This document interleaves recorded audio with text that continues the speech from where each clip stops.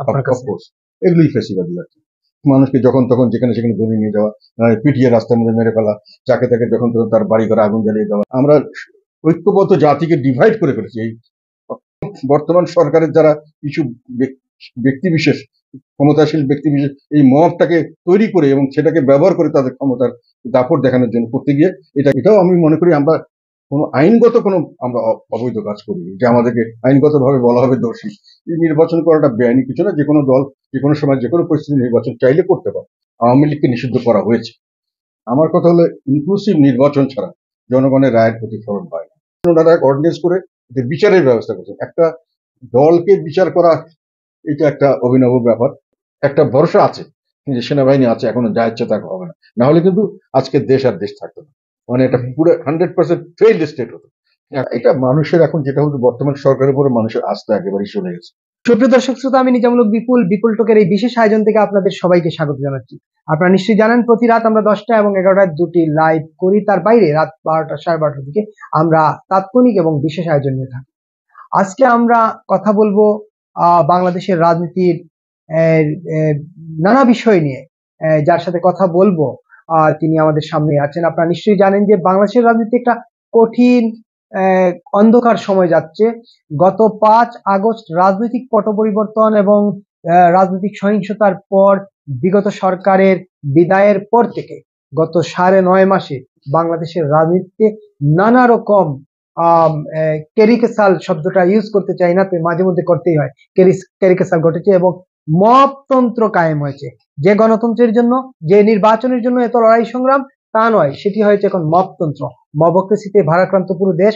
ইতিমধ্যে আপনারা জানেন যে গত বুধবার সেনাবাহিনী প্রধান সেনা দরবারে তিনি কথা বলেছেন এবং মবের বিরুদ্ধে খুব শক্তভাবে কথা বলেছেন। একই সঙ্গে করিডোর নিয়ে কথা বলেছেন চট্টগ্রাম বন্দর নিয়ে, এবং তিনি বলেছেন কোনোভাবেই করিডোর বা বন্দর দেওয়া হবে না কাউকে, এবং এই সরকার সেই কাজটুকু করতে পারবে না। এই নিয়ে আমরা কথা বলবো আরেকটি বিষয় নিয়ে, বাংলাদেশের রাজনীতিতে জাতীয় পার্টির ভূমিকা কি, জাতীয় পার্টিকে নিষিদ্ধ করার জন্য যে দাবি উঠেছে আওয়ামী লীগের দোসর হিসেবে, আসলে সেটা কতটুকু সঠিক। কারণ বিএনপি 2018 সালের নির্বাচনে অংশ নিয়েছিল, তাহলে বিএনপি কোথায় থাকবে? বিএনপি কি তাহলে আওয়ামী লীগের দোসর? অন্য যেসব সংগঠন নির্বাচনে অংশ নিয়েছিল তাদের কি অবস্থা? যারা বলছেন বাম রাজনৈতিক দলগুলোর বিরুদ্ধে ব্যবস্থা নেওয়ার জন্য, মুক্তিযুদ্ধের পক্ষের সকল রাজনৈতিক দলগুলোর বিরুদ্ধে ব্যবস্থা নেওয়ার জন্য, এইসব নানা বিষয় নিয়ে আমরা কথা বলবো। আজকে আমাদের অতিথি হচ্ছেন জাতীয় পার্টির চেয়ারম্যান জনাব জিএম কাদের স্যার। আপনাকে শুভেচ্ছা বিপুল টকের পক্ষ থেকে। এবং আমরা যে জিনিসটা শুরু করতে চাই, আপনাকে আলোচনা করতে চাই, আপনি দীর্ঘদিন ধরে রাজনীতি করেন, জাতীয় পার্টির চেয়ারম্যানের দায়িত্ব পালন করছেন। এর আগে আপনি সংসদে বিরোধী দলীয় নেতা ছিলেন, আপনি মন্ত্রী ছিলেন দীর্ঘ রাজনৈতিক ক্যারিয়ারে। এইরকম কখনো মুখোমুখি হয়েছিলেন জাতীয় পার্টিকে নিষিদ্ধ করতে হবে? জাতীয় পার্টি নিষিদ্ধ করতে হবে এরকম দাবি স্পেসিফিক্যালি আসেনি।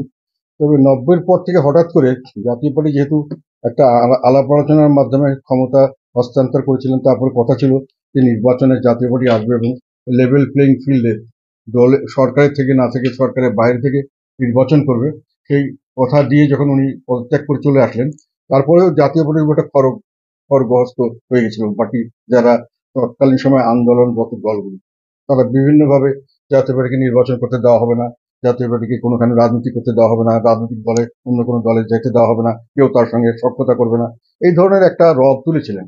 অবশ্য তৎকালীন সময় যখন নির্বাচন হলো, জাতীয় পার্টিকে বাধা দেওয়া সত্ত্বেও জাতীয় পার্টি নির্বাচন করতে পেরেছিল এবং জাতীয় পার্টি মোটামুটি একটা গ্রহণযোগ্য পর্যায়ে এসে গেছে জনগণের ভোটে এবং স্বাভাবিক প্রক্রিয়ায়। সেখানে অনেক বাধা বিপত্তি করার চেষ্টা করা হয়েছে, এরশাদ সাহেবকে নির্বাচনে দাঁড়াতে না দেওয়ার জন্য ডিসকোয়ালিফাই করা হয়েছে জনগণের চাপের মুখে, আবার দাঁড়াতে দেওয়া হয়েছে, তাদের কোনো রকম প্রচারণা করতে দেওয়া হয়নি, কোনো ধরনের কোনো লিফলেট পোস্টার তো দূরের কথা, স্বাভাবিক বক্তৃতা বিবৃতি দিতে দেওয়া হয়নি, এমনকি অনেক জায়গায় নির্বাচন এজেন্টও দিতে দেওয়া হয়নি।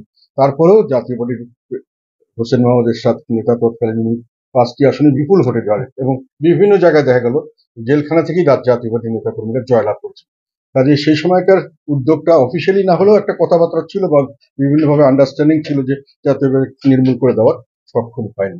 তো এখন যেটা কথা উঠছে সেটা ওই কথার কথা বলে আমার মনে হচ্ছে, যেহেতু জাতীয় পার্টি এখন পর্যন্ত সবসময় নিজস্ব রাজনীতি, সক্রিয় রাজনীতি নিয়ে রাজনীতি করেছে। 96 সালে আমরা যখন প্রথম 15 ফেব্রুয়ারি নির্বাচন আমরা করিনি, যেটা একতরফাভাবে সরকারের বিএনপি সরকারের অধীনে হওয়ার কথা ছিল। আবার জুন মাসে যে নির্বাচন হচ্ছে সেখানে আমরা করেছিলাম, এবং আমরা বিএনপি এবং আওয়ামী লীগের সঙ্গে প্রতিযোগিতা করে আমরা সেখানে 2001 সালেও প্রতিযোগিতা করে আমরা জিতেছিলাম, এবং আমাদের 2008 সালেও আমরা মহাজোট হয়েছিল, আমরা এবং 14 দল আমার সঙ্গে জোট করে। তখনও আমরা জামাত এবং বিএনপির জোটের বিরুদ্ধে সংগ্রাম করে আমরা আমাদের লাঙ্গল প্রতীক নিয়ে আমাদের নিজের ভোটে জিতেছি। পরবর্তীকালে সবসময় আমরা আমাদের সক্রিয় রাজনীতিতে ছিলাম। 2008 নির্বাচনের পরে আমি মহাজোটের মন্ত্রী হয়েছিলাম, কিন্তু আমি আমার নিজের জাতীয় পার্টির বৈশিষ্ট্য কোনো সময় হারাইনি। যেখানে আমার মনে হয়েছে যে জনগণের স্বার্থের বিরুদ্ধে সরকার কিছু করতে চাচ্ছেন, তখন আমি সরকার থেকে রেজিগনেশন দেওয়ারও একবার উদ্যোগ নিয়েছিলাম। পরবর্তীকালে আমার কথা মতো কাজ হওয়াতে ওটা দিতে হয়নি। কিন্তু এরপরে 2014 সালে যখন নির্বাচন আসলো, একতরফা নির্বাচন যখন বিএনপি এবং জামাত গেল না, আমাদের কথা ছিল একতরফা নির্বাচন হলে আমরা করবো না, দলীয় সরকার অধীনে আমরা নির্বাচন করতে রাজি আছি। আমাদের নেতা বলেছিলেন সব দল যদি আসে, তখন সব দল যদি আসেনি আমরা উইথড্র করার জন্য স্থির করেছিলাম, এবং আমরা সব উইথড্রল লেটারও সাবমিট করেছিলাম। এরশাদ সাহেবের উইথড্রল লেটার গ্রহণ করা হয়নি, আমারটা গ্রহণ করা হয়নি, আরো অনেকের এরকম ছিল। আবার বাকি সবাই কিন্তু উইথড্র করেছিলেন, এবং পরবর্তীকালে আমি আমার উইথড্রল লেটার, এরশাদ সাহেব বলেছিলেন নির্বাচন করবেন না, ওনাকে একটা সিএমএইচে নেওয়া হলো, জোর করে নির্বাচন করানো হলো। কিছু লোক ওখানে যে গেলেন ওনার সঙ্গে, যাতে করে 10% মতো ছিল, আর আমরা প্রায় 90% এই নির্বাচন থেকে চলে এসেছিলাম। 2014 সালে কিন্তু নির্বাচন যেদিন হয় সেদিনও আমার মনোনয়নপত্র বৈধ ছিল। আমি নির্বাচনী এলাকায় না গিয়ে ঘোষণা দিয়ে বলেছিলাম যে আমি নির্বাচনে অংশগ্রহণ করছি না, ফলে আমার নির্বাচন সেখানে ওটা করিনি। আমার সঙ্গে যে বাকি জন ছিলেন অনেককে কিন্তু সরাসরি ডিক্লেয়ারই দেওয়া হয়েছিল যে আপনাদের প্রতিদ্বন্দ্বী কেউ সব উইথড্র করেছে, আপনারা কিন্তু হয়ে যাবেন যদি থাকেন, তারাও কিন্তু উইথড্র করেছে। তাহলে জাতীয় পার্টি তখন 2014 সালের নির্বাচনেও সঠিক অর্থে অফিসিয়ালি নির্বাচন অংশগ্রহণ করেছে, কিন্তু আসল বডি জাতীয় পার্টি নির্বাচন করেনি, এবং আমরা এর বিরুদ্ধে অবস্থান নিয়েছিলাম। পরবর্তীতে আমাকে ব্যক্তিগতভাবে আবার টেকনোক্র্যাট মন্ত্রী করার কথা ছিল, আমরা সেখানেও যাইনি। সেখানে 2018 সালে কিন্তু সবাই নির্বাচন করেছে। কাজে বৈধতার প্রশ্ন, বৈধতা দেওয়ার প্রশ্ন যদি আসে, সেটা যদি অপরাধ হয়, তাহলে 2014 সালে যে নির্বাচনে যে নির্বাচন কমিশন এবং যে সরকার গঠিত হয়েছে, যেটা অবৈধ যদি বলা যায়, বৈধতার প্রশ্ন যদি আসে, সেখানে দেখা গেছে যে আমরা নির্বাচনটা পার্শিয়ালি করলাম না। বিএনপি এবং জামাত সম্পূর্ণ জাতীয় নির্বাচন বর্জন করলো, কিন্তু স্থানীয় সরকার নির্বাচনগুলি তারা অন্য সব দল করলো। তার ফলে ওই অবৈধ সরকারকে বৈধতা কিন্তু তারাও দিয়েছে। ওই নির্বাচনের পরবর্তীতেই আবার তারা স্থানীয় সরকার নির্বাচনগুলিতে অংশগ্রহণ করেছে। 2018-তে সবাই নির্বাচনে অংশগ্রহণ, তখন আমরা নির্বাচনে ছিলাম, কাজে ওইটা বৈধতা দেওয়ার প্রশ্ন আসে না। 2024-এর একটা বিশেষ পরিস্থিতিতে আমাদের দলের বিভক্তি ছিল, বিভিন্নভাবে আমাদের উপর চাপ সৃষ্টি করা হয়েছিল, কিছুটা জোর করে হলেও আমাদের নির্বাচনে নেওয়া হয়েছে। সেটা আমরা তখন তৎকালীন সময়, নির্বাচনের আগে, নির্বাচনের পরে সবসময় এই কথাগুলো আমরা প্রকাশ করেছি, এবং জনগণ এটা মোটামুটি সাধারণভাবে সবাই জানেন যে কি অবস্থা হয়েছে। কাজেই আমরা বৈধতা, আমাদের দেওয়াতে বৈধতা দেওয়া হয়েছে, আমরা দোষর ছিলাম, এই কথাগুলো যারা বলছেন তারা হয়তো না বুঝেই বলছেন, অথবা আমাদেরকে কালার করার জন্য বলার চেষ্টা করছেন। আমার কথা হলো বৈধতা সবাই দিয়েছেন। 2024-এর পরে যে বৈধতার কথা বলা হয়, এই কয়েক মাসের বৈধতার, এটাও আমি মনে করি আমরা কোনো আইনগত কোনো আমরা অবৈধ কাজ করিনি, যে আমাদেরকে আইনগতভাবে বলা হবে দোষী। নির্বাচন করাটা বেআইনি কিছু না, যে কোনো দল যে কোনো সময় যে কোনো পরিস্থিতি নির্বাচন চাইলে করতে পারে। এখন কথা হলো যে জনগণের প্রত্যাশা ছিল না এই ধরনের কথা বলা হয়, হয়তো প্রত্যাশা ছিল না, এটা হতে পারে, কিন্তু প্রত্যাশা ছিল না আমাদের পজিশন থেকে জনগণ আমাদেরকে বিচার করতে পারবেন যে সত্যিকার অর্থে আমাদের এটা সঠিক ছিল কি ভুল ছিল, কি আমরা সামনে এটার জন্য শাস্তি পাওয়ার যোগ্য কিনা, এটা জনগণই একমাত্র এটার আমি মনে করি এখতিয়ার রাখে এই বিচার করার। ইলেকশনে গেলেই শুধু এই জিনিসটা আমরা বোঝাতে পারবো। কাজেই এই দাবিগুলো আমি মনে করি কোনো যৌক্তিকতাও নেই, কোনো আইনগত বৈধতা তো নেই। একেবারেই। আমি একটা প্রশ্ন করতেই চাই, আপনি দেখেছেন 5ই আগস্টের পর থেকে যে সহিংস একটা পরিস্থিতি সারা দেশ জুড়ে তৈরি হয়েছে, তারই অংশ হিসেবে আমরা দেখলাম ঘোষণা দিয়ে জাতীয় পার্টির কেন্দ্রীয় অফিস কাকরাইলে পুড়িয়ে দেওয়া হলো, ভাঙচুর করা হলো, লুটপাট করা হলো, এবং সেখান থেকেও দাবি তোলা হলো জাতীয় পার্টিকে নিষিদ্ধ করা। এবং আমরা দুদিন আগেও, আমরা গত সপ্তাহে দেখলাম যে আওয়ামী লীগকে নিষিদ্ধের পরে আবার দাবি তোলা হলো জাতীয় পার্টিকে নিষিদ্ধ করতে হবে, 14 দলকে নিষিদ্ধ করতে হবে। এই যে নিষিদ্ধের একটা দাবি, এটা কি আসলে এই সরকার যে বলছিল যে ইনক্লুসিভ বাংলাদেশ গড়ার, এইটা তো একটা বড় প্রতিবন্ধকতা মনে করেন কিনা আপনি? আর জাতীয় পার্টিকে যদি নিষিদ্ধ করা হয় বা নিষিদ্ধের যে দাবি তোলা হলো, সরকার যদি সেটা মেনে নেয়, তাহলে রাজনীতিটা কোন দিকে করাবে? না, এটা তো আমাদের নিষিদ্ধ করাটা বড় কথা নয়, অন্য 14 দলও আমার কোনো বড় কথা নয়। আওয়ামী লীগকে নিষিদ্ধ করা হয়েছে। আমার কথা হলো ইনক্লুসিভ নির্বাচন ছাড়া জনগণের রায়ের প্রতিফলন হয় না, এবং নির্বাচনটাও সঠিক করতে হয় না।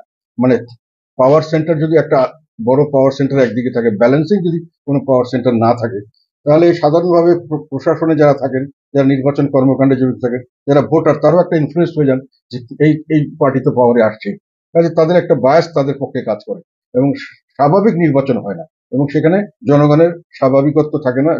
রেজাল্ট যেটা আসে জনগণের প্রত্যাশার বা আশা আকাঙ্ক্ষার প্রতিফলন সেখানে হয় না। এটা আমি বলছি টেকনিক্যাল কথা। সমস্ত রাজনৈতিক দল নির্বাচন, যারা বৈধ রাজনৈতিক দল, যাদেরকে স্বাভাবিকভাবে বৈধ করা উচিত, মানে যারা কোনো সহিংস রাজনীতি বা যারা ভোটের মাধ্যমে সরকার পরিবর্তন চায় না, এই ধরনের সন্ত্রাসী অথবা চরমপন্থী দল ছাড়া বাকি সব দলকেই আসলে আমি মনে করি বৈধ। এবং তারা অবাধ নির্বাচন মানে হলো সব লোক যেমন ভোট দিতে পারবে, সব ধরনের দল যেমন অংশগ্রহণ করতে পারবে, সব ধরনের চয়েস থাকবে, এটাই হলো অবাধ। যদি চয়েস আমরা রেস্ট্রিক্ট করে দিই, সেটা অবাধ নির্বাচন হয় না। যার জন্যই গত 2024-এ যেহেতু জামাত এবং বিএনপি বাইরে ছিল, সেই জন্য এই নির্বাচনটা আইনগতভাবে বৈধ হলো, জনগণের কাছে এটা গ্রহণযোগ্য হয়নি, ইন্টারন্যাশনালি ন্যাশনালি এটাকে সেইভাবে জনগণের রায়ের প্রতিফলন হিসেবে বৈধভাবে গণ্য হয়নি। কাজে আমরা মনে করি যে যদি সত্যিকার অর্থে নির্বাচন করতে হয় এবং দেশে এই নির্বাচনের মাধ্যমে একটা স্থিতিশীল সরকার অথবা পরিস্থিতিটাকে, রাজনৈতিক পরিস্থিতিকে স্থিতিশীলতা আনতে হয়, স্বাভাবিকত্ব আনতে হয়, তাহলে স্বাভাবিক ধরনের নির্বাচন করতে হবে। সেখানে কাউকে বাদ দেওয়া নির্বাচন করলে সেটা হবে না। আর যারা করতে চাচ্ছেন তাদের মধ্যে অনেকেই এখনো নিজেরাই রেজিস্টার্ড দল নয়, অনেকে আছে কোনোদিন ইলেকশনই করেননি। কাজে তাদের দাবি দেওয়ার প্রেক্ষিতে কোনো ঘটনা ঘটলে এটা বুঝতে হবে যে একটা উদ্দেশ্যটা অত আগে, মানে একটা অন্য ধরনের উদ্দেশ্য নিয়ে করা হচ্ছে, এটা জনগণের স্বার্থের উদ্দেশ্যে হচ্ছে হচ্ছে। আমি মনে করি না যে এগুলো গ্রহণযোগ্য করা হবে, এবং আমি মনে করি না, এখনো মনে করি যে ইনক্লুসিভ নির্বাচন ছাড়া সামনের দিকে যে বাংলাদেশে এখন একটা ব্যাপক ধরনের একটা সংকটের মুখে পড়েছে, রাষ্ট্রযন্ত্র সম্পূর্ণভাবে ভেঙে পড়ার উপক্রম হয়েছে। কারণ আমরা ঐক্যবদ্ধ জাতিকে ডিভাইড করে ফেলেছি। এই 5 তারিখের পরে অন্তর্বর্তীকালীন সরকারের সবচেয়ে বড় যে খারাপ কাজটা আমার কাছে মনে হয়, সেটা হলো একটা জাতি ঐক্যবদ্ধ হয়েছিল যে কোনো ভাবে হোক হাসিনা সরকারের পরিবর্তন দরকার। এখানে আওয়ামী লীগের ব্যাপক মানুষদের সমর্থন দিয়েছে, বিভিন্ন ভাবে, এক গার্জিয়ান হিসেবে দিয়েছে, ছাত্র হিসেবে দিয়েছে, ছাত্রদের আত্মীয় স্বজন হিসেবে দিয়েছে, ছাত্রী সবাই মিলে, এবং সাধারণ যারা কৃষক, শ্রমিক, একেবারে পেশাজীবী সবাই মনে করছে কিছু পরিবর্তন দরকার। পরিবর্তনটা হলো যে একটা এক নায়কতন্ত্র এবং একটা কি বলবো একদলীয় শাসন এবং বৈষম্য এবং একটা কর্তৃত্ববাদী সরকার থেকে। কিন্তু আমরাও এখানে ব্যাপকভাবে অংশগ্রহণ করেছিলাম। আমাদের 2টো ছেলে মারা গেছে আন্দোলনে, আমাদের 4টা ছেলে অ্যারেস্টেড ছিল, প্রায় 100 ছেলে বিভিন্ন দেশব্যাপী তারা মামলায় হুলিয়া ছিল, পালিয়ে বেরিয়েছে, এটা ডকুমেন্ট আছে আমাদের কাছে। এবং আমরা প্রথম দিন থেকে শুরু করে প্রথম 1 জুলাই যদি হয় 2024-এ আন্দোলনটাকে অফিসিয়ালি ডিক্লেয়ার করা হয়, যেটা শুরু হয়েছে, তাহলে 3 জুলাইতে আমি সংসদে দাঁড়িয়ে বলেছিলাম যে দাবিটা ন্যায্য এবং একটা বৈষম্য বিরোধী, এটা আসলে একটি কোটা বিরোধী আন্দোলন নয়, এটা বৈষম্যের বিরুদ্ধে। বাংলাদেশের এই বৈষম্যের বিরুদ্ধে আন্দোলনে বাঙালি জাতি সবসময় যে কোনো ধরনের, এদের বৈশিষ্ট্য হলো যে কোনো ধরনের সংগ্রামে কোনো সময় না জিতা পর্যন্ত স্টপ হবে একেবারে। কিন্তু এই যে বৈষম্যের বিরুদ্ধে আন্দোলন, এখন তো বেশিরভাগ মানুষই বলতেছেন যে তারা প্রতারিত হয়েছেন। বৈষম্যের কথা বলে আরো বৈষম্যকে অবারিত করা হয়েছে। মানে এখন সব জায়গায় বৈষম্য, এখন নিয়োগের ক্ষেত্রে বৈষম্য। একজন সমন্বয়ক বলেন যে এত লোক নিয়ে নাও, ওয়াসা এত লোক নিয়ে নিবেন, পরীক্ষা লাগবে না। তারপরে সরকারি চাকরিতে আমরা দেখলাম পুলিশকে বের করে দেওয়া হলো, যারা ট্রেনিং নেওয়ার পরে তারা কর্মক্ষেত্রে যুক্ত হবে, সারদা থেকে বহু পুলিশকে, এরকম 250-300 পুলিশ অফিসারকে বাদ দিয়ে দেওয়া হলো। বৈষম্যর যাত্রাটা কি নতুন করে আবার শুরু হলো নাকি? এটা কি প্রতারণা কিনা? অধিকাংশ মানুষ এখন মনে করেন যে এটা এক ধরনের প্রতারণা। কারণ বৈষম্যের বিরুদ্ধে আন্দোলন করে বঙ্গবন্ধুর কথা বলা হয়েছিল, বঙ্গবন্ধুর বক্তৃতাকে ইয়ে করা হয়েছিল, কিন্তু শেষ পর্যন্ত দেখা গেল না, আসলে এই বৈষম্য এই আন্দোলন, বৈষম্য বিরোধী আন্দোলন আসলে প্রকৃত বৈষম্য বিরোধী আন্দোলন না, এটা ছিল আসলে একটা রেজিমের বিরুদ্ধে সরকার পতনের আন্দোলন, যদিও তারা বলে নাই সরকার না, পতনের আন্দোলন। সরকার পতনের আন্দোলনটা ছিল এটা। জি। তবে সরকার পতনের কারণ ছিল বৈষম্য, এবং বৈষম্যের বিরুদ্ধে সরকার সরকার পতন হলে নতুন যে সরকার হবে তারা বৈষম্য করবে না। কিন্তু যেটা দুর্ভাগ্যের বিষয়, তারা এই বৈষম্য বিরোধী বা আমরা যেটাকে কর্তৃত্ববাদী সরকার বলতাম সেটাকে তারা ফ্যাসিবাদী সরকার বলছে। এবং আমি বেশ কিছুদিন থেকে বলে আসছি যে বর্তমান সরকার নব্য ফ্যাসিবাদ। মানে ওনারা যেটা করেছেন, বৈষম্য থেকে শুরু করে ইরেগুলারিটিস, করাপশন, যেখানে যেখানে মানুষের উপর অন্যায় অত্যাচার বিভিন্নভাবে, আজকেই দেখলাম হিউম্যান রাইটস ওয়াচ জি। একটা বলেছে যে বাংলাদেশের মানুষের মৌলিক স্বাধীনতার ঝুঁকিপূর্ণ হয়ে গেছে, এবং তারা অনেকগুলো উদাহরণ দিয়েছে আর কি। তার মধ্যে একটা হলো এই আওয়ামী লীগকে ব্যান করা, তাদের কর্মী বাহিনীকে নানানভাবে সবকিছু থেকে বন্ধ করা, এই অনেক আরো কিছু কিছু কারণ দিয়েছে। মানুষের স্বাভাবিক কত মানুষের মৌলিক কতগুলো স্বাধীনতা, এগুলো অনেকগুলি ব্যান, মানে আরবিট্রারি অ্যারেস্ট করা হচ্ছে বিভিন্ন জায়গায়, মানুষকে রাস্তাপথে পিটিয়ে মেরে ফেলা হচ্ছে, জান মাল ইজ্জত, কোনো কিছুর কোনো নিরাপত্তা নাই, আইন শৃঙ্খলা চরম অবনতি, এদিকে বেকারত্ব বাড়ছে। গত এক বছরে দেখলাম প্রায় 3.25 লাখের মতো অতিরিক্ত বেকার, 3,30,000, এটা বাংলাদেশ ব্যুরো অফ স্ট্যাটিস্টিক্স এর খবর। এবং অতি দারিদ্রের হার বেড়েছে, অতি দরিদ্রের সংখ্যা প্রায় 30 লাখের বেশি বেশি মানে হবে একদম বেশি হয়ে গেছে অলরেডি। তো দারিদ্র বাড়ছে, বেকারত্ব বাড়ছে, আইন শৃঙ্খলার অবনতি হচ্ছে, এবং দারিদ্রের সঙ্গে আইন শৃঙ্খলার, যেহেতু মানুষ অভুক্ত মানুষ, তারা ওই মব করে যেখানে জায়গায় লুটতরাজ করতে চাচ্ছে।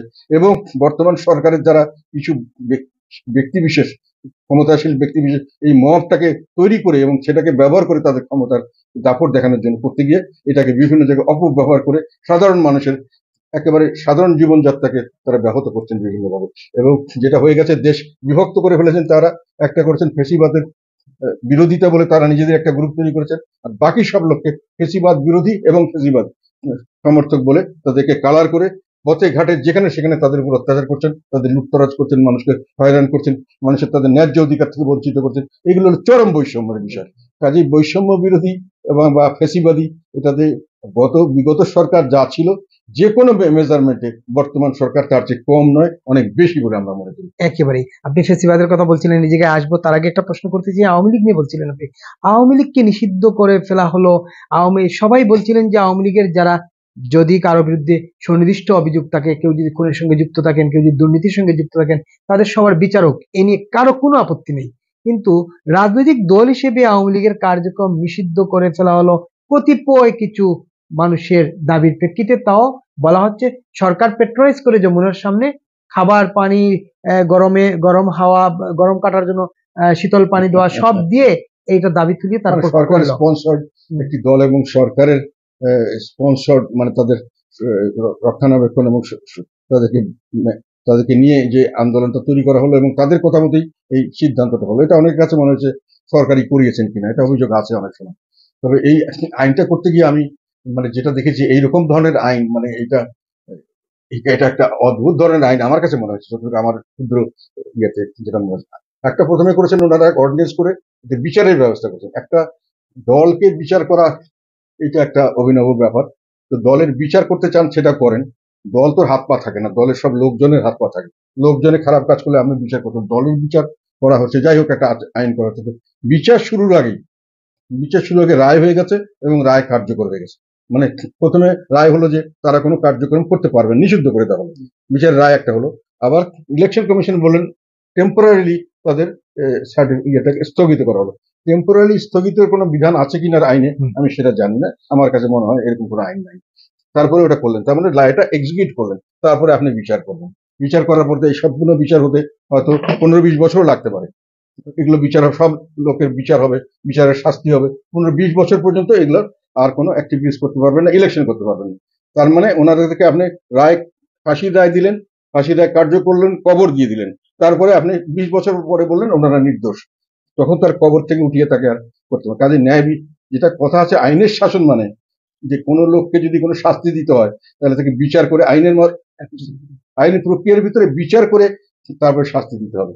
আপনি বিচারের আগেই যদি শাস্তি দিয়ে দেন এবং তার আয় কার্যকর করেন, এটা প্রহসনমূলক বিচার। এটা আইনের শাসন নয়। আর আইনের শাসনের আরেকটা বিষয় আছে যে আইন সকলের জন্য সমান হতে হবে। তবে গণহত্যার জন্য যদি আইন একটা রাজনৈতিক দলের জন্য হয়, তাহলে গণহত্যার জন্য আরো যেগুলো রাজনৈতিক দল জড়িত ছিলেন আগে হিস্ট্রিক্যালি, তাদেরও এই আইনের আওতায় আসার কথা।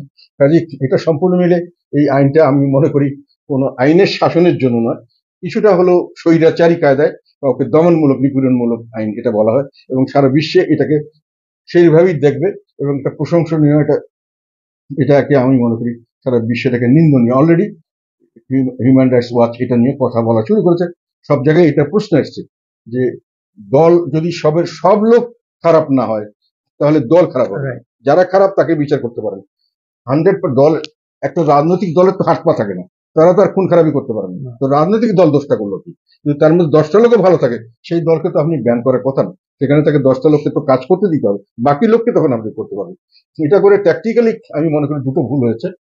একটা হলো এইটাতে রাজনৈতিক স্থিতিশীলতা, যেটা বাংলাদেশের জন্য অত্যন্ত জরুরি, সেটাকে একটা ব্যাঘাত করা হলো বড় ধরনের। সামনের দিক থেকে ইলেকশন হোক আর না হোক, যে হোক, এই যে যারা বিভিন্নভাবে ব্যান্ড হয়ে গেলেন, তারা তাদের একটা কোণঠাসা করা হয়েছে এমন ভাবে যে তারা তখন এখন মরিয়া হয়ে উঠবেন আর কি, এবং সরকারকে একটা স্থিতিশীলতা বিভিন্নভাবে ব্যাঘাত সৃষ্টি করার চেষ্টা করবেন। আর সেকেন্ড হলো যে দলটা হয়তো স্বাভাবিক প্রক্রিয়ায় রাজনীতিতে যদি খারাপ কাজ কিছু করে থাকে কিছু লোক, আস্তে আস্তে পাবলিক এগুলোকে স্ক্রিন আউট করে দিত, ভালো লোক আসতো, দলটা ভালো লোকের দ্বারা পরিচালিত হতো।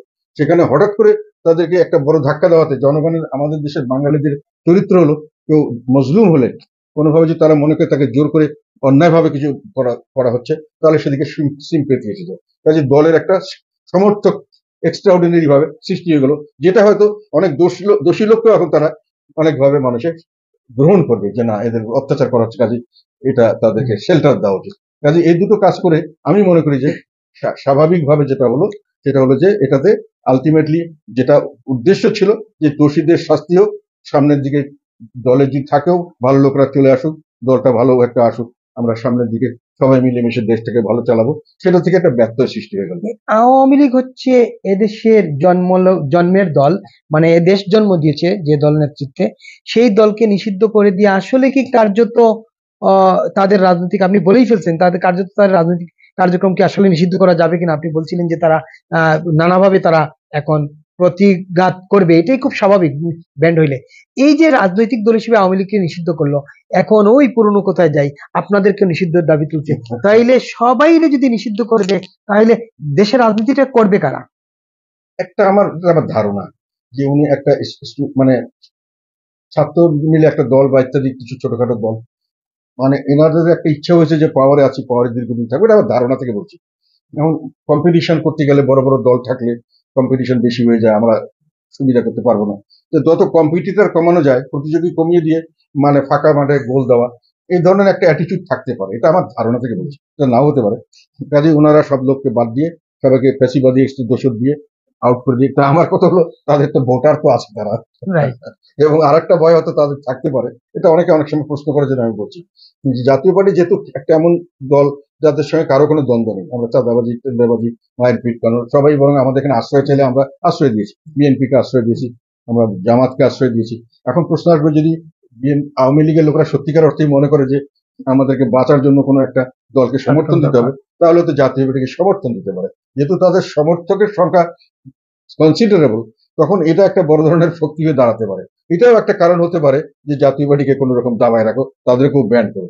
হয়তো এইটা একটা কারণ হতে পারে বলে অনেকে আমাকে বলেছেন, প্রশ্ন করেছেন, তখন আমার মনে হয়েছে যে হতেও পারে। মানে তাদের মনে কি আছে আমি জানি না, যারা করেছেন তারা কি উদ্দেশ্যে করেছেন আমি জানি না, তবে আমার কাছে মনে হচ্ছে তারা যেগুলো উদ্দেশ্যে করে থাকুক, এটা খুব একটা সফল হবে না।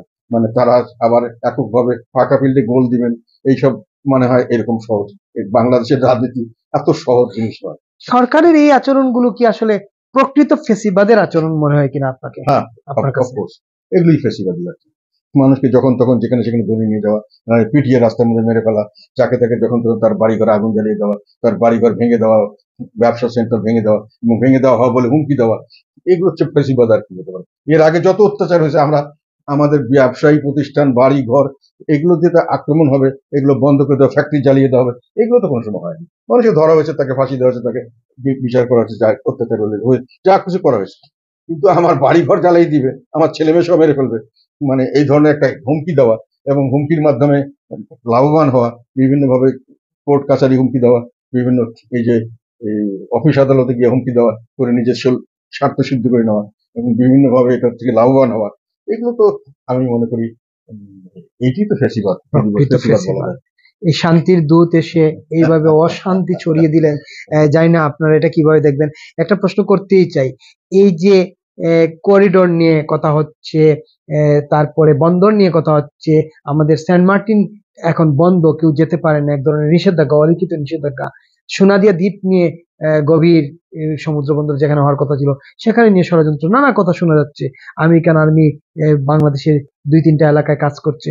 সো এইসব দৃষ্টি এড়ানোর জন্যই কি, মানুষের দৃষ্টি অন্যদিকে নেওয়ার জন্যই কি আওয়ামী লীগের মতো একটি রাজনৈতিক দলকে নিষিদ্ধ করা হলো, কিংবা তার সহযোগী জাতীয় পার্টি কিংবা 14 দল, এদের বিরুদ্ধে এইসব ক্ষোভ যারা হচ্ছে কিনা, আপনার কাছে কি মনে হয়? আমরা কিন্তু সহযোগী নই, মানে আমি যেটা রাজনৈতিক বলছি। না, সহযোগী বলতে আমি বলছি আমরা রাজনৈতিক একই সব ধারা সব হয়তো হতে পারেন, এইভাবে ধারাও বলছি। নয়, যাই হোক, আমরা হয়তো কোনো সময় একজন করেছি, জোর করেছি, কিন্তু সেটা একটা কথা। জোট শরিক হিসেবে বলি। জোটের শুরু, এটা ঠিক আছে। এখন অনেকে এই কথাটা বলছেন যে হয়তো দৃষ্টি ধরিয়ে দেওয়ার জন্য হতে পারে, তবে যেহেতু এটা আমি ঠিক নিশ্চিতভাবে জানি না। তো একটা জিনিস আমরা সবসময়, এটা আমি যেহেতু জানতাম না, কেন সরকার থেকে কিছু বলা হয়নি করিডোর বা বা বন্দর বা কোনো ব্যাপারে সরকার থেকে এখন আমি জানলাম, এর আগে তো জানতাম না, কালকেই শুনলাম যে সরকার থেকে একটা স্টেটমেন্ট দেওয়া হয়েছে। তাতে করে আমার মনে হয়েছে যে সরকার যদি এটা করতে চান এটা ঠিক হবে না। আসলে এটা এই সমস্ত জিনিস একটা ইলেকটেড গভর্নমেন্টের আন্ডারেই করা উচিত। ওনারা যেটুকু আমরা বুঝতে পারছি, এটা বাংলাদেশের জন্য বিপর্যয় ডেকে আনার সম্ভাবনা আছে। আর বিপর্যয়, আমি করিডোরের কথা বলছি, আর বন্দরের ব্যাপারে যেটাই হোক আর না হোক, এটা এই সরকারের এজেন্ডার মধ্যে পড়ে না। আমি মনে করি যে পরবর্তী ইলেকটেড গভর্নমেন্ট এসে এগুলোর ডিসিশন নিলেই ভালো হয়। আহ, এটার এই সরকারের ম্যান্ডেট আমি যতটুকু জানি, যেহেতু সরকার গঠনের সময় আমি প্রথমে দিকে ছিলাম, ম্যান্ডেট হলো just day to day activities চালিয়ে একটা ইলেকশন দিয়ে দেওয়া, আমি যতটুকু জানি। এর বাইরে আমি বলেছিলাম যে একটা ছোটখাটো সংস্কার করলে ভালো হয়, কেননা একবার বিএনপি ছিল 2/3 মেজরিটি নিয়ে, কিন্তু যেগুলো চেঞ্জ করেছে সব নিজের ক্ষমতা রেখে খুব কি করবে, আওয়ামী লীগ তো সেই একই একই পথে গেল, কাজে কিছু যদি করতে পারেন ভালো। তবে এটা আমার ব্যক্তিগত মত ছিল। পরবর্তীকালে ওনারা যে লাইনে গেছে, এটা থেকে আমার মনে হয় যে that was a very wrong advice. তারা শুধু ইলেকশন করেই চলে যাওয়া উচিত ছিল। তার ফলে ওনাদের যে ছাত্রদেরও যদি দল করতে হয়, মাঠে নেমে দল করা উচিত ছিল, সরকারের হাত ধরে, সরকারের সুযোগ সুবিধা নিয়ে, টাকা পয়সা খরচা করে। এগুলো আমার মনে হয় এই মুহূর্তে জনগণের কাছে গ্রহণযোগ্য নয়। একসময় হয়তো ছিল বিভিন্ন কারণে। প্রসঙ্গটা তুললেন আপনি সংস্কারের, আপনিও সংস্কারের কথা বলেছিলেন। দু একটা সংস্কার কমিশন হয়েছে, সংবিধান সংস্কার কমিশন, বিদেশি নাগরিকদের দিয়ে সবকিছু হচ্ছে। জাতীয় নিরাপত্তা উপদেষ্টা একজন বিদেশি নাগরিক, সরকারের 15-16 জন বিদেশি নাগরিক। মানে অনেকেই বলছেন দেশ নাকি বিদেশিরা চালাচ্ছেন। তো এই যে এরা বিদেশিরা বাংলাদেশ নিয়ে কি সংস্কার করবেন? আর সংস্কারের যে প্রক্রিয়া, যেটা অনেকে বলছেন ক্রিকেটের টেস্টের মতো, প্রথম ইনিংস শেষ হয়েছে, তারপর দ্বিতীয় ইনিংস, এরপরে তৃতীয় ইনিংস শুরু হবে, চতুর্থ ইনিংস শুরু হবে। সংস্কারের আর শেষ নেই, কবে সংস্কারের আলোর মুখও দেখা যাচ্ছে না। সংস্কারের যে ফাইলের যে মুখটা খোলা, সেটা তো হচ্ছে না। আদতে কি সংস্কার, নাকি আসলে সময় ক্ষেপণ? এটা নিয়ে আমিও কথা বলছি একবার। একটা কথা আসছে, যেটা বিদেশি মানে ওনারা নাগরিক যাই হোক, ওনারা বিদেশ থেকেই আসছেন, মানে বিদেশেই ছিলেন, এই দেশে ওনাদের কোনো স্টেকও নেই। ওনারা বিদেশি সবকিছু করছেন, কালকে আবার হয়ে গেলে কালকে আবার বিদেশ চলে যাবেন, কাজে ওনাদের স্টেকও নেই এখানে। কাজেই ওনারা কি করবেন বা কি, এটা নিয়ে আমি বলছিলাম যে এলিয়ান, ওনারা তো বলতে গেলে আমাদের কাছে এলিয়ান। এটা আমার মনে হয় সঠিক হয় না। এবং সংস্কার বিষয়টি কন্টিনিউয়াস একটা প্রসেস, এটা আমি বলেছিলাম। এটা একদিন আজকে করলাম আর শেষ হয়ে গেল তা নয়, করবো, সেটার প্র্যাকটিস হবে, আবার ভুল ত্রুটি হবে, আবার চেঞ্জ হবে। আবার এইভাবেই কিন্তু আইনগুলো সংস্কার হয়, সংবিধান সংস্কার হয়, রাষ্ট্রের ব্যবস্থা সংস্কার হয়, এবং এটা রাষ্ট্রের থেকে রাষ্ট্রের, এটা একই জিনিস রাষ্ট্রের জন্য দুরকম হয়। মানে একই মেডিসিন সব রাষ্ট্রের জন্য কাজ করবে না। কাজে এটা জানার জন্য আবার এখানকার অভিজ্ঞ লোক দরকার ছিল, যারা এই দেশের রাজনীতি সম্পর্কে, এই দেশের সরকার পরিচালনা সম্পর্কে, এই দেশের স্বাভাবিক মানুষের স্বভাব চরিত্র সম্পর্কে জানে। নাহলে ওনারা যেটা করছেন, ওনারা না জেনেই থিওরিটিক্যাল একটা দিলেন, আমেরিকা কি আছে, ইংল্যান্ডে কি আছে, ইন্ডিয়ায় কি আছে, ওই দেশের মেডিসিন কিন্তু আমাদের দেশে কাজ করবে না। এটা হয়তো ওনারা বুঝতে পারছেন না, যার জন্য অলরেডি কিছু কিছু ক্ষেত্রে আমি মনে করি ওনারা বিকায়দে পড়ে গেছেন। এবং এখন আর উনি কোনো সংস্কার করতে হবে বা সংস্কার কমিশন দিয়ে কোনো সংস্কার হবে আমার মনে হয় না। আর সবচেয়ে বড় ভুল যেটা ওনারা করেছেন, প্রায় 50% লোককে রিপ্রেজেন্ট করে এরকম পার্টিকে বাদ দিয়ে ওনারা সংস্কারের আলাপ চালাপ, ঐক্য কমিশন নাকি ঐক্যমত কমিশন করেছেন। 50% লোককে আপনি বাদ দিয়ে কিভাবে দেশের জাতীয় ঐক্য করবেন? আর সেই ঐক্যমত হলেও তো হবে না, পরবর্তীকালে সংসদে পাশ করতে হবে। সেখানে আপনি এই 50% লোককে রিপ্রেজেন্টেড, তারা যদি এটা একমত না হয়, তাহলে সেই সংস্কার বাস্তবায়ন হবেই না। একটা হলো সংস্কার কন্টিনিউয়াস প্রসেস, একেবারে একেবারে একটা প্রশ্ন বিচারও কন্টিনিউয়াস প্রসেস। এটা যে বলে না বিচার হটকেছে, একটা প্রশ্ন করতেই চাই বিচার প্রসঙ্গে। এই সরকার, আপনি বলছিলেন এই সরকার ডক্ট্রিন অফ নেসেসিটির মধ্য দিয়ে আসছে 106 এর একটা ইয়েতে। তারপরে এই সরকারকে নিয়োগ দিয়েছেন রাষ্ট্রপতি, ওনার উপদেষ্টা হিসেবে এরা কাজ করবেন, নির্বাহী কাজগুলো করবেন, নির্বাচন দিবেন।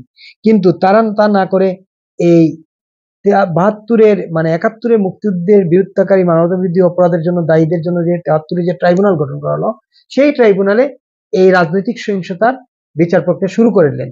অনেক আইনজ্ঞ বলছেন যে এই সরকারের এই বিচার করারই কোনো এখতিয়ার নাই, তারা নির্বাচন করবে, রাজনৈতিক দলগুলোকে যারা আসবে ক্ষমতায় তারা বিচার কাজ শুরু করবে, এবং গ্রেপ্তার তারা করতেই পারেন, কিন্তু বিচার কাজ করতে পারেন না। এই যে একটা সব মিলিয়ে একটা হযবরল অবস্থা করে ফেললো সরকার। সরকারের কি এসব এখতিয়ার আছে কিনা? এরপরে মব চলছে প্রতিনিয়ত, এবং আমরা দেখলাম মব দ্বারা প্রধান বিচারপতিকে শুরু করে সকল বিচারপতিকে পদত্যাগ করাতে বাধ্য হলো। এখনো মব চলছে আদালতে, আজকেও ডিম চুর হয়েছে একজন সাবেক সংসদের উপর। না, এগুলো তো আসলে গ্রহণযোগ্য জিনিস নয়। তবে এটা শুরু করা হয়েছে বিভিন্ন ভাবে। আমি আইনজ্ঞ নই, কাজে এতটুকু জানি না। তবে এটা ঠিক জানি যে ওনাদের যেটা কনস্টিটিউশন আন্ডারে ওনারা কাজ করছেন, সেভাবে শপথ নিয়েছেন, সেভাবে অনেক ক্ষেত্রে ওনারা কাজ করতে চাচ্ছেন না, করছেন না। এখন শুনছি যে ওনারা কনস্টিটিউশনটা কি বাতিল করে নতুন একটা কি ঘোষণাপত্র করবেন।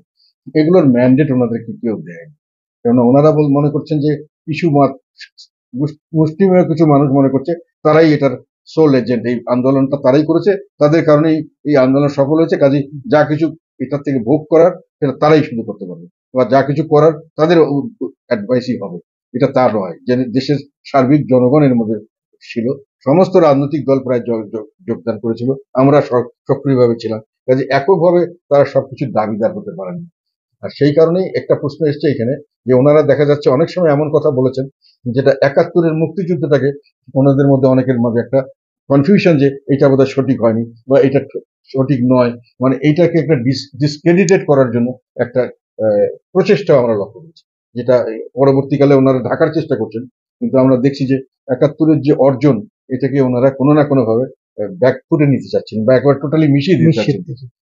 এগুলোর সম্পর্কে হচ্ছে জনগণ প্রোটেস্ট করেছে, এবং এগুলো মনে হয় তারা করবার চেষ্টা করলেও পারবেন না, আর এখন মনে হয় এটাও সম্ভব হবে না। আর মব কালচার যেটা খারাপ জিনিস শুরু করেছিলেন যারা, আজকে হলো তাদেরই একজন নেতা দেখলাম যে বলছেন যে তাদের বিরুদ্ধে কথা বলছেন, দেখলাম। একেবারে মানে তাদের বিরুদ্ধে যাওয়ার পর তারা এখন যে কবর খুঁড়ে অনেক সময় মানুষের জন্য সেই কবরে নিজেই অনেক সময় থাকতে হয়, এগুলো অনেক সময় আমাদের অনেকে বুঝতে পারেন না, এর জন্য অভিজ্ঞতা দরকার, জ্ঞান দরকার, অনেকের মধ্যে সেটা থাকে না। একেবারে একটা প্রশ্ন করি, আপনি আমরা সবাই জানি এবং এটা প্রায় প্রচারিত যে সরকার প্রধান এবং সেনা প্রধানের মধ্যে সবাই বলেন যে সেনা প্রধানই সরকার প্রধানের শেল্টার দাতা, মানে তিনি সরে গেলে বা সেনাবাহিনী সরে গেলে সরকার মুহূর্তের মধ্যে নাই হয়ে যাবে, বেনিশ হয়ে যাবে। সেই সেনা প্রধানের সঙ্গে সরকার প্রধানের একটা তুমুল ঠান্ডা যুদ্ধ চলছিল, যেগুলো প্রকাশ্যে আসলো গতকালকে। আমরা দেখলাম সেনা দরবারে সেনা প্রধান সেনাপতি কথা বলেছেন, এবং সেখানে তিনি করিডোর, এই বন্দর, এসব নিয়ে কথা বলেছেন, মব নিয়ে কথা বলেছেন। এই যে সরকার প্রধান সেনাবাহিনীকে বাইপাস করে, সেনাপ্রধানকে বাইপাস করে সব কাজ করে ফেলতেছেন, একক সিদ্ধান্ত নিয়ে নিচ্ছেন, তিনি জাতীয় নিরাপত্তা উপদেষ্টা নিয়োগ দিয়ে দিচ্ছেন, তিনি বন্দর দিয়ে দিচ্ছেন, বন্দরে গিয়ে বলছেন এটা দিতেই হবে, মানে দিতেই হবে, কোনো কথা নাই। এই যে একটা অবস্থা, এই সংকটটা গতকালকে খুব প্রকাশ্যে আসছে সেনাপ্রধানের বক্তব্য থেকে, এইটাকে আপনি কিভাবে দেখছেন? এটা খুব স্বাভাবিক জিনিস, যেহেতু সেনাপ্রধান, অন্য সরকারের কথা আমি বলছি না, এই সরকার গঠনের প্রক্রিয়া আমিও ছিলাম, আমাকে ডেকেছিলেন সেনাপ্রধান প্রথমে আমাদের দল, পরে অন্যান্য দলকে নিয়ে, তারপরে আমরা প্রেসিডেন্টের কাছে গিয়ে কথাবার্তা বলে একটা ইন্টারিম অ্যারেঞ্জমেন্ট করা হয়েছে। সেনাপ্রধান একটা মুখ্য ভূমিকা পালন করেছেন। উনি দেশের এই পরিস্থিতিতে দেশ কিভাবে পরবর্তী চলবে, পরবর্তীতে কিভাবে নির্বাচন হবে, মানে একটা সরকার গঠন, এটার জন্য উনি একটা মুখ্য ভূমিকা নিয়েছেন। উনি এবং প্রেসিডেন্ট এবং পরে এই ছাত্রদের বা শেখ নজরুল অথবা দু একজন মিলে আলটিমেটলি গভর্নমেন্টটা তৈরি করেছেন এবং এটা বৈধতা দেওয়ার জন্য প্রেসিডেন্ট রেফার করেছেন প্রধান বিচারপতির কাছে, সেইভাবে এসছে। কাজে সেনাপ্রধানের অন্য সময়কার কথা আমি বলি না, ইলেক্টেড গভর্নমেন্টের বলে সেনাপ্রধানের এক রোল, গভর্নমেন্টের আর এক রোল থাকে, তাদের ম্যান্ডেট অনেক বেশি থাকে, তাদের অথরিটি অনেক বেশি থাকে, আমি মনে করি মোরাল অথরিটি বেশি থাকে। বর্তমান সেনাপ্রধানকে বাদ দিয়ে এই বর্তমান সরকারের কিছুই করা উচিত ছিল না, উচিত নয়। কেননা সেনাপ্রধানই প্রথমে কোঅর্ডিনেট করে জিনিসটাকে ম্যানেজ করে এই কাঠামোটা তৈরি করেছেন উনি। কাজে ওনাকে বাদ দিয়ে এমন একটা প্রক্রিয়া লক্ষ্য করা গেছে যেটা অন্যান্য সব প্রতিষ্ঠানে করা হয়েছে, যেমন আইন শৃঙ্খলা রক্ষাকারী বাহিনীকে ভেঙে দিয়ে নিজস্ব লোক, পছন্দের মতো লোক বসানো হয়েছে ওই ফেসিবাদ দোষক বা ফেসিবাদ বলে তাদের অনেককে এখন মামলার মধ্যে দেওয়া হয়েছে, বিভিন্ন তাদের অনিশ্চিত জীবন, যার জন্য তারা হতাশায় ভুগছে। একই কিন্তু করা হচ্ছে প্রশাসনের মধ্যে, বিচার বিভাগেও একটা বড় ধরনের ধাক্কা দেওয়া হয়েছে। যে কোনো কারণে হোক সেনাবাহিনীতে সেটার চেষ্টা করে ব্যর্থ হয়েছে, মানে ওখানেও একটা প্রচেষ্টা আমরা লক্ষ্য করেছি। ফলে এই প্রতিষ্ঠানটি এখন কাঠামোগতভাবে আছে। যে দুটো জিনিস, একটা হলো সেনাপ্রধানের একটা উদ্যোগেই এই সরকারটা গঠিত হয়েছে, কাজে তাকে ডিমিন করা উচিত নয়, তার কন্ট্রিবিউশনটাকে বাদ দেওয়ার চিন্তা করাটা বা তাকে সরিয়ে দেওয়ার চিন্তা করাটা ঠিক নয়। কিন্তু পরবর্তীকালে অনেক ক্ষেত্রে দেখা গেল অন্য প্রতিষ্ঠানগুলোকে সাকসেসফুলি ডিসমেন্টল করার পরে ওইভাবে চলে আসলো যে সেনাবাহিনীর উপরেও তাদের ঘেরাও করা হবে, তাদেরকে নানান গালাগালি শুরু হলো, অনেক কিছু মনে করা ছিল এইভাবে এটাকেও একটা করা হবে। যে কোনো কারণ হোক এটা সম্ভব হয়নি, হয়তো সেই জন্যই এখনো একটা আইনি কাঠামো, একটা আইন শৃঙ্খলা রক্ষার একটা মানুষের একটা ভরসা আছে যে সেনাবাহিনী আছে, এখনো যা ইচ্ছে তা হবে না, না হলে কিন্তু আজকে দেশ আর দেশ থাকতো না, মানে এটা পুরো 100% ফেইল্ড স্টেট হতো। এখন 100% ফেইল্ড স্টেট নয়, but it is in a very difficult stage. সম্পূর্ণ রাষ্ট্র কাঠামো প্রায় প্র্যাকটিক্যালি ভেঙে গেছে। সেনাবাহিনী এবং সেনাপ্রধান ঠিক আছে জন্যই রাষ্ট্র কাঠামো আছে বলে আমরা কিছুটা হলেও ফিল করছি বা আস্থা আছে। এইটুক না থাকলে এটাও নষ্ট, কিন্তু ওটাও হাত দেওয়া হয়েছিল, পুলিশকে নষ্ট করা হয়েছে, প্রশাসনকে নষ্ট করা হয়েছে, বিচার বিভাগকে বিভিন্নভাবে তাদেরকে মানে কি বলবো, তাদের যেটা ডিউ কাজ তাকে বাধা দিয়ে নানানভাবে তাকে ইনফ্লুয়েন্স করে তাদের ভিতর থেকে লোকজন সরিয়ে সেখানেও এক ধরনের করা হয়ে গেছে, মানে সেখানেও এক ধরনের অকার্যকর হয়ে গেছে অনেক ক্ষেত্রে, মানে তারা যেটা ফাংশন যেটা করতে চাচ্ছেন অনেক ক্ষেত্রে পারছেন না হয়তো। সেনাবাহিনী সেনাপ্রধানের রোল এই গভর্নমেন্ট তৈরিতে এবং পরবর্তীকালে যে কোনো ভাবে হোক সেনাবাহিনীর ঐক্য এবং এই এখন পর্যন্ত বাংলাদেশে একটা যে অবস্থা আছে, কিছুটা হলো আইন শৃঙ্খলা বা মানুষের যে কিছুটা স্বাভাবিকভাবে চলাচল করতে পারছেন, তার জন্য এইটা সবচেয়ে বড় জিনিস। এবং আমি মনে করি যে এটি সেই হিসাবেই সেনাবাহিনীকে দেখা উচিত, সেনাপ্রধানকে দেখা উচিত। একেবারে সাধারণ মানুষের সাথে কথা বললেই তারা বলেন, রিক্সা চালক থেকে শুরু করে একদম দিন আনে দিন খায় মানুষদের সাথে কথা বললেই বলে সেনাবাহিনী কেন ক্ষমতা নিচ্ছে না, কেন সেনাপ্রধান দায়িত্ব নিচ্ছেন না দেশের, অনেকেই বলেন। আপনার কি মনে হয় এই পরিস্থিতি? এটা মানুষের এখন যেটা হচ্ছে বর্তমান সরকারের উপরে মানুষের আস্থা একেবারেই চলে গেছে। মানুষের বুঝতে পারছেন যে তারা মানুষের যে বেসিক রিকোয়ারমেন্টস, আইন শৃঙ্খলা রক্ষা করবে, তারা আমাদের জানমাল ইজ্জত এগুলোর নিরাপত্তা নাই, জিনিসপত্রের দাম হু হু করে বাড়ছে। এখন আমরা ওয়ার্ল্ড ব্যাংকের ইয়েতে দেখলাম যে আমরা রেড তালিকায় ভুক্ত আছি এবং গত 10 মাস থেকে 10% উপর ছিল আমাদের ইনফ্লেশন, মূল্যস্ফীতি, বেকারত্ব বাড়ছে, একটু আগে যেটা বললাম। সাধারণ মানুষ খুবই অস্বস্তিতে দিন কাটে, সবাই আতঙ্কে আছে, কোন সময় কাকে কোথায় বিপদে ফেলবে, কোথায় কার জীবন চলে যাবে, কোথায় কার বাড়ি ঘর লুট হবে, আগুন জ্বালিয়ে দেবে। এইসব কারণে মানুষে মনে করছে পরিবর্তন দরকার। এখন পরিবর্তন বলতে কাঠামোগতভাবে আমাদের দেশে আগেও হয়েছে, পাকিস্তান আমল হয়েছে, যে সেনাবাহিনী ওই সময় এসে সরকারে সরকার মানে নতুন সরকার গঠন করেন বা সরকারের দায়িত্ব নেন। তো এখন অবশ্য পৃথিবী অনেক চেঞ্জ হয়ে গেছে, কাজেই মানুষ চাইলেও হয়তো সেনাবাহিনী এইভাবে আসবে না বা আসতে পারবে না, তবে এনাদের একটা রোল থাকবে ভবিষ্যতে যাতে দেশটা ভালো চলে, তার জন্য মানুষের যে আশা আকাঙ্ক্ষা, আমি প্রত্যাশা, এটা ওনারা পূরণ করার চেষ্টা করবেন বলে আমি বিশ্বাস করি। একেবারে একটা প্রশ্ন করতেই চাই, একেবারে না আসলেও মানে যাতে মানুষে ভালো থাকে তার জন্য ব্যবস্থা করতে। একেবারে শেষ দিকে আসছি আমরা, একটা প্রশ্ন করতে চাই যে সেনাপ্রধানের কালকের বক্তব্যের পর থেকে অনেকেই বলছেন এই সরকারের অধীনে নির্বাচন হওয়ার কোনো সম্ভাবনা নাই। সেনাপ্রধান বলছেন ডিসেম্বরের মধ্যেই নির্বাচন। এই সরকারের জনগণের আস্থা হারিয়েছে এবং রাজনৈতিক দলগুলো আস্থা হারিয়েছে সরকারের উপর, কারণ বিএনপি অনেক আগেই বলেছে যে সরকার নিরপেক্ষ না, তারা কিংস পার্টি গঠন করিয়েছে ছেলেদের দিয়ে। সুতরাং এই সরকারের অধীনে নির্বাচন হবে না। আপনার কাছে কি মনে হয় এই সরকারের অধীনে নির্বাচন সম্ভব কিনা?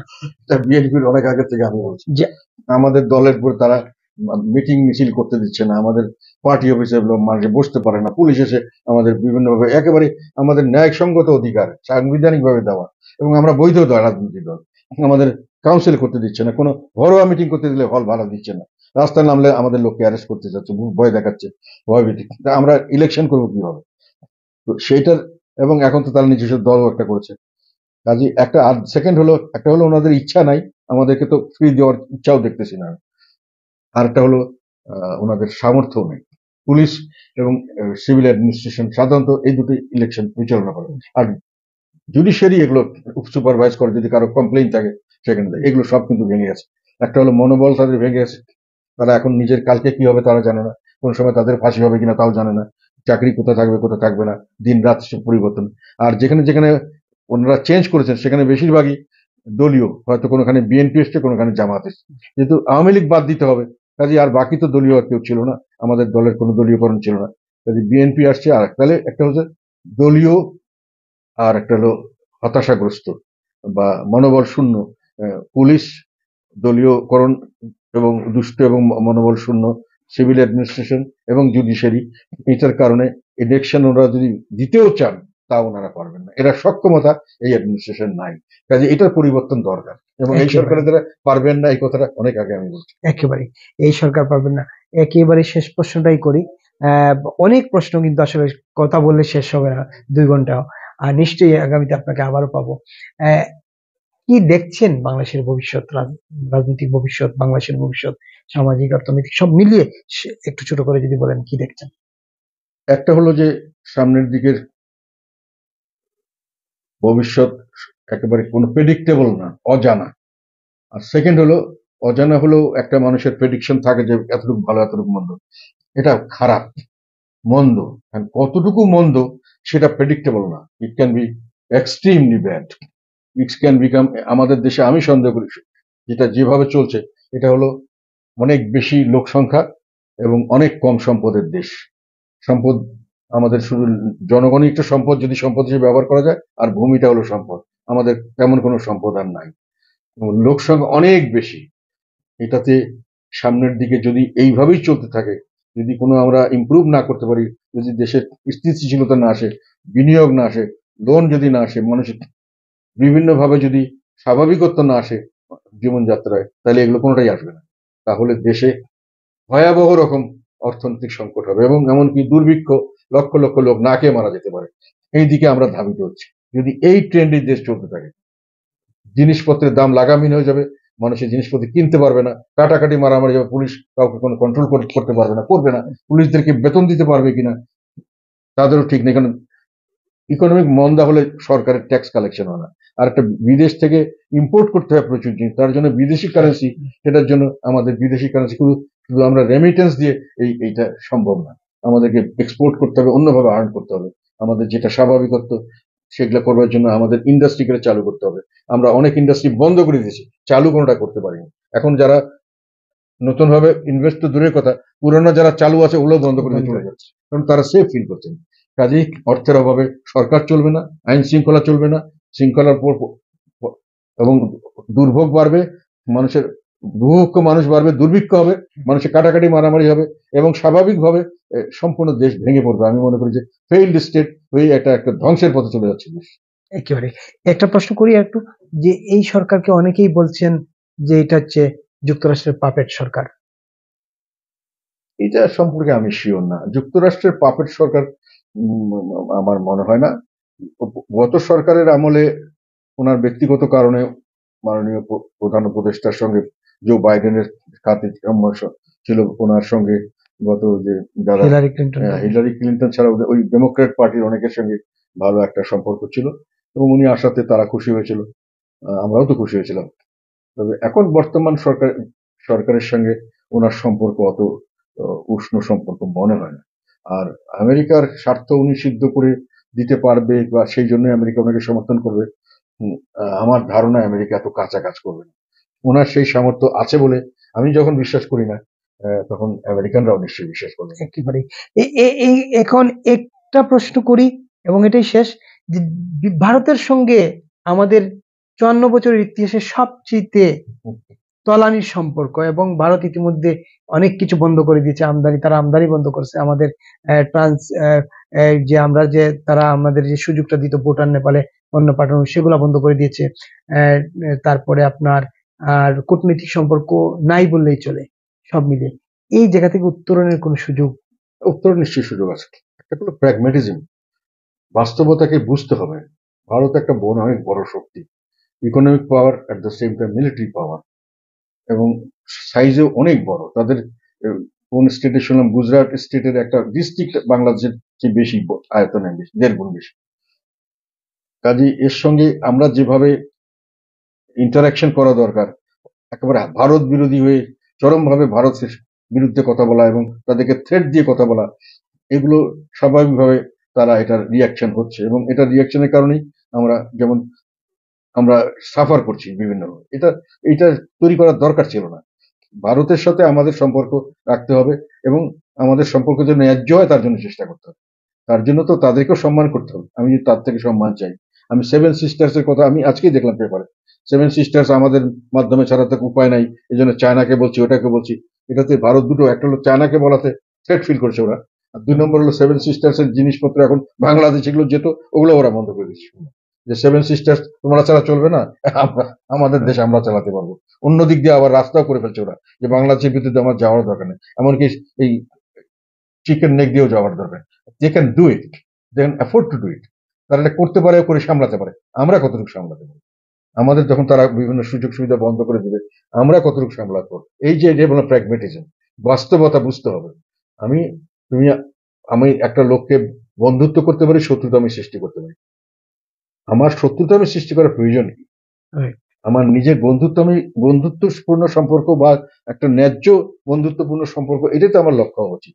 এবং সেটা যদি আমার সঙ্গে অসম একটা হয়, সমান সমান হলে একটা কথা, অসম, তাদের সাথে কোনো ব্যাপারে আমরা সমসাময়িক হতে পারবো না, সমান হতে পারবো না। কাজে তাদেরকে ধমকি দিয়ে, তাদেরকে ভয় দেখিয়ে, তাদের বিরুদ্ধে বিষোদ্গার করে আমরা কি লাভ করতে পারবো? আমি মনে করি যে এখানে আমাদের একটা বাস্তবতাহীন কিছু আচরণ কারণে আমরা সাফার করছি। আমরা চাই না যে বাংলাদেশ একেবারে তাদের কাছে বিক্রি হয়ে যাক, কিন্তু অ্যাট দ্য সেম টাইম বাংলাদেশকে তারা শত্রু মনে করুক, এটা তো আমাদের এই পরিবেশ সৃষ্টি করা তো ঠিক না, যৌক্তিক কারণ নেই।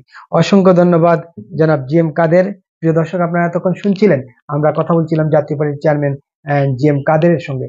শুনছিলাম বাংলাদেশের রাজনৈতিক পরিবেশ পরিস্থিতি, আওয়ামী লীগকে নিষিদ্ধ, জাতীয় পার্টির প্রতি ক্ষোভ, এইসব নানা বিষয় নিয়ে। নিশ্চয়ই আপনারা আমাদের সঙ্গে থাকবেন, বিপুল টকের সঙ্গে থাকবেন। যারা দেখছেন, দেখবেন, পৃথিবীর যে প্রান্ত থেকে দেখুন, বিপুল টক ফেসবুক পেজটি ফলো দিয়ে এবং ইউটিউব চ্যানেলটি সাবস্ক্রাইব করে আমাদের সঙ্গে থাকবেন। সবাইকে ধন্যবাদ এবং কৃতজ্ঞতা।